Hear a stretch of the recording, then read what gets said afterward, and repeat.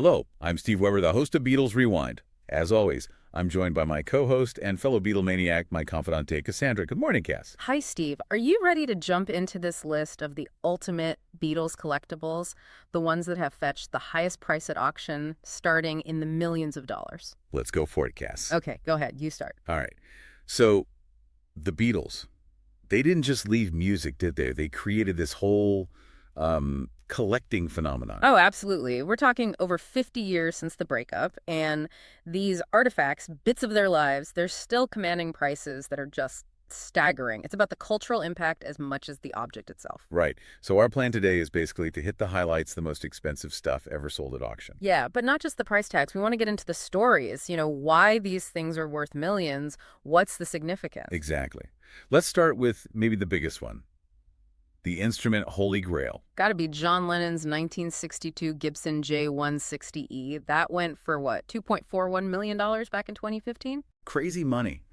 And when you talk about historical significance, I mean, this is it. Totally. Lennon used this guitar to write some of the absolute earliest, biggest hits. I Want to Hold Your Hand, She Loves You, Please, Please Me. The songs that launched everything, the sound of the British invasion right there in that wooden wire. Yeah. But the story behind how it got to auction is almost as good. Oh, the provenance story is fantastic. It was lost, right? After a show in '63. December 1963, yeah. Just vanished. And then it turns up 50 years later. Imagine finding that. But then you have the problem of proving it's the real deal. Authentication. And this is where it gets really interesting for collectors. It wasn't just about matching a serial number, which was apparently tricky. No, they had to get forensic. They compared super high-res photos of the original guitar with the one they found. Looking at the wood grain. Exactly. Because wood grain is unique, like a fingerprint. Those tiny patterns matched up perfectly. Wow.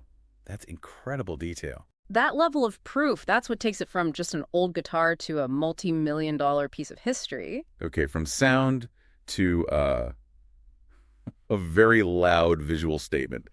Lennon's Rolls-Royce. The Phantom V sold for $2.29 million, and that was way back in 1985. Which was a record price for a car at auction back then, wasn't it? It absolutely was. And the value isn't just that it was Lennon's car, it's what he did to it. Right. It started out pretty standard, Yeah. right? Like matte black. Yeah, very conservative 1965 rolls. Then 1967 hits, strip pepper era. And he goes full psychedelic. Had it painted bright yellow, covered in flowers, scrolls, zodiac signs. I mean, it was unbelievable. Designed by J.P. Fallon Limited. It was pure performance art on wheels, wasn't it? Just sticking it to the establishment, driving that thing around London. Oh, completely. And the inside was just as wild. TV, fridge, Yeah. The back seat apparently converted into a double bed. Seriously. Yeah. It was less a car, more a mobile happening. It's safe now, though. Where is it? Royal British Columbia Museum up in Victoria, Canada. A permanent exhibit?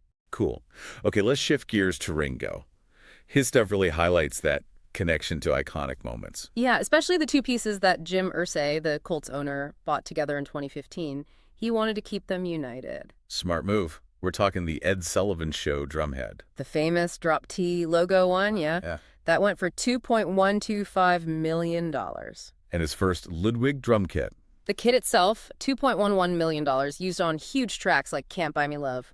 But that drumhead, I mean, think about it. February 9th, 1964. The Ed Sullivan Show? 73 million people watching. Yeah. That drumhead with that specific logo designed to pop the beat in Beatles. Yeah. That was the visual focus for so many people seeing them for the first time. It's the image burned into America's memory of their arrival. Just pure iconography. Absolutely. Okay, so from performance artifacts to the tools of creation. The Imagine piano. Ah, yes. The Steinway Model Z upright. Sold for $2.1 million back in 2000. But there's a common mix-up here, isn't there? People picture the wrong piano. Right. Everyone thinks of that big white grand piano from the music video, but that was mostly for show. So the one that sold, the upright. That was the actual piano John used to compose and record Imagine in 1971. The workhorse. And how do they know for sure? There's a specific detail, right? Yeah, the little cigarette Burns Lennon left on it. Those tiny imperfections are the direct physical link to him sitting there creating that anthem. Much more real than the video prop. Definitely. And the story after the auction adds value, too. George Michael bought it. Right, and he didn't just lock it away. No, he made a point of keeping it accessible. It was in the Beatles Story Museum, went on the Imagine Piano Piece Project tour. He really honored its legacy. That's fantastic. Okay, let's talk lyrics. actual handwriting. The rawest form of the creative process. The big one here is all you need is love. $1.25 million in 2005. Still the record for handwritten lyrics, right? I believe so. And think about why. That sheet of paper wasn't just the lyrics, it was Lennon's prompt sheet. For the live Our World broadcast. Exactly. The first global satellite TV link-up. 400 million people watching. He's literally reading off that piece of paper live to the world.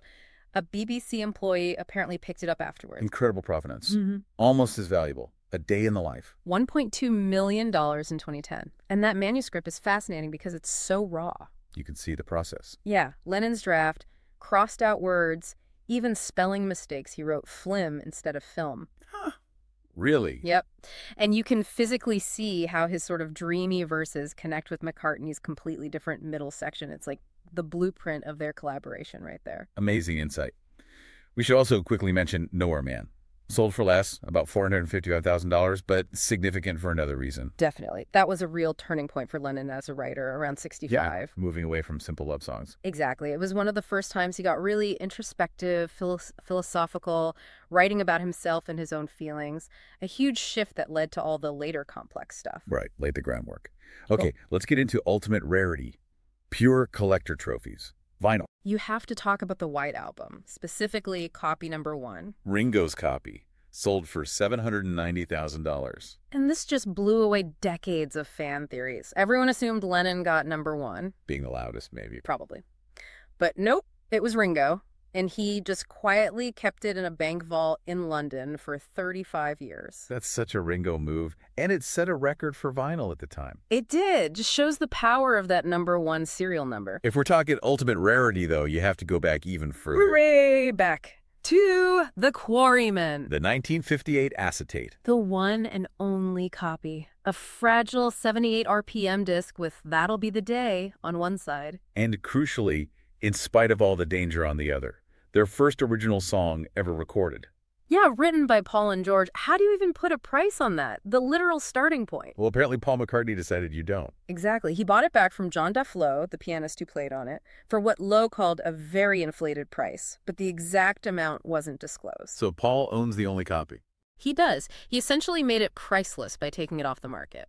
Experts guess maybe $125,000 to $250,000 if it ever sold, but its real value is immeasurable. Okay, from priceless origin to infamous controversy, the Butcher cover. Yesterday and Today, 1966, the album cover with the band in butcher smocks covered in raw meat and bits of dolls. Yeah, didn't go over well. Not at all. Capitol Records freaked out and recalled something like 750,000 copies almost immediately. So finding one that wasn't recalled or pasted over with the replacement trunk cover. That's the key. A first state sealed copy, meaning the original Butcher cover is untouched underneath the shrink wrap. That's the ultimate find for vinyl collectors. One sold for $125,000 in 2016. Because they're just so incredibly rare due to that recall? Precisely. Scarcity created by controversy. And speaking of controversy, that necklace Lennon wore. The Two Virgins talisman necklace, the leather collar thing he wore on that infamous nude album cover with Yoko in '68. Right. That sold for a surprising amount. $528,000 in 2005. But the story after Lennon is pretty wild, too. Who ended up with it? Noel Gallagher from Oasis owned it for a while. He apparently gave it to his brother Liam, who then reportedly took a hammer to the frame it was in because he wanted to wear it and damaged the necklace itself in the process. Wow. Just shows the intense connection, or maybe obsession, these items still inspire. Absolutely. Decades later, the power is still there. Okay, so we've seen incredible prices driven by history, rarity, iconic moments, provenance. Let's try to quickly synthesize this for you listening. Why the millions? We've hit the main factors. Rarity is obvious. They aren't making any more 1962 Gibsons played by John Lennon. Provenance, that chain of ownership and proof, like the wood grain or the cigarette burns, is crucial. And historical significance. Like, think about the Brian Epstein management contract. Just paper, right? But fully signed by everyone in 1962, it sold for $569,000. Why? Because that piece of paper launched them. It formalized the partnership that changed the world. It's the Genesis document. Or think about verifying provenance when the trail is cold. Lennon's early Hofner Senator guitar. Right, that needed backup. It sold for over $337,000. Partly because its history was confirmed by a letter from George Harrison himself, Getting that confirmation from another Beatle is gold. Absolutely. And that connection to iconic moments factor, we saw it with the Ed Sullivan drums. Another example, the 1966 Shea Stadium concert poster. That set a record for a concert poster, Yeah. didn't it? Like $275,000. Yeah. Because Shea Stadium wasn't just a concert, it was huge, chaotic, a turning point. It basically marked the end of their regular touring life before they went into the studio full time. The poster embodies that massive final live moment. So when you boil it down, these aren't just like rock star trinkets. Not at all. They're pieces of modern archaeology, really. Tangible connections back to specific moments when these four guys genuinely shifted culture globally. That's why people pay millions to own a piece of that moment. It really makes you think about their legacy. Yeah. If these physical items, these fragments from the 60s, are still worth so much now, Hmm. what comes next? What's the next priceless artifact? That's a great question. We tend to focus on physical things, guitars, lyrics, records. But maybe the future Holy Grails are different. Like what? Maybe the original master tapes from Abbey Road, the actual digital masters used for releases now, or even the core intellectual property, the rights themselves, things that ensure the music itself keeps going. That could be where the ultimate value lies down the road. Fascinating thought. Well, this has been quite the journey through some incredibly valuable history. It really puts the enduring power of the band into perspective, doesn't it? The price tags are just part of the story. Well, thanks for joining us today. Whenever you feel like knowing more about the Beatles, visit us at BeatlesRewind.com. Every day we do something new there. Book reviews, song reviews, trivia, all things Beatles. You can find us on the website, BeatlesRewind.com. You can subscribe on Spotify, Apple Podcasts, YouTube, practically anywhere. The Beatles, all day, every day. Cass will do it again tomorrow. Right. Absolutely.